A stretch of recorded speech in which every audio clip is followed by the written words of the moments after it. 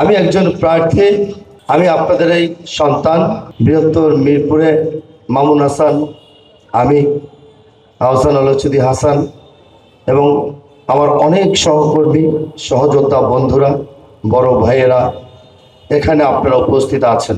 80-র দশক থেকে আমরা একসাথেই পথ চলেছি, রাজনীতি করেছি, দলের আদর্শকে ধারণ করে দলের আদেশ নির্দেশ সব সময় রক্ষা করার চেষ্টা করেছি। একটা পর্যায়ে 91 সালে নির্বাচন যখন হয়েছে, জাতীয় সংসদ নির্বাচন, তখন আমরা কেউ ভাবিনি যে বিএনপি রাষ্ট্র পরিচালনায় যাবে বা কিংবা রাষ্ট্র পরিচালনার দায়িত্ব গ্রহণ করবে। সেই সময় বিএনপির সাংগঠনিক অবস্থা, সাংগঠনিক ভিত এত শক্তিশালী ছিল না। এখানে মামুন হাসান উপস্থিত আছেন।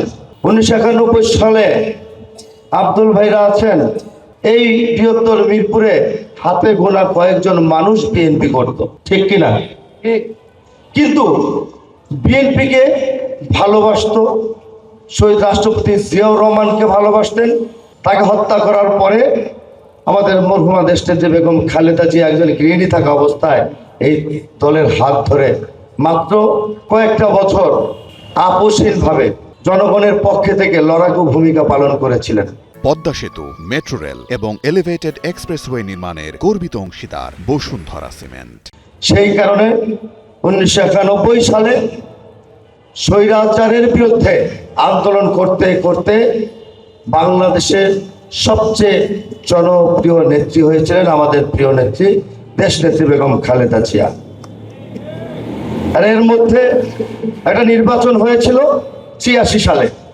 সেই 86 সালে অনেক একটা অন্য রাজনৈতিক দলের নেত্রীও জনগণের সামনে কথা দিয়েও যে যারা নির্বাচনে যাবে জাতীয় বেঈমান হবে এই সেই বলেছে, আবার 24 ঘন্টা পরে আবার নির্বাচনে গেছেন। কিন্তু একমাত্র নেত্রী খালেদা জিয়া আপোষ করেনি, জনগণের পক্ষে থেকেছিলেন। তিনি তার ব্যক্তিগত লাভের জন্য নির্বাচনে যায় নাই। সেই নির্বাচন কিন্তু বেশি দিন টিকেনি, ভাগাভাগি নির্বাচন।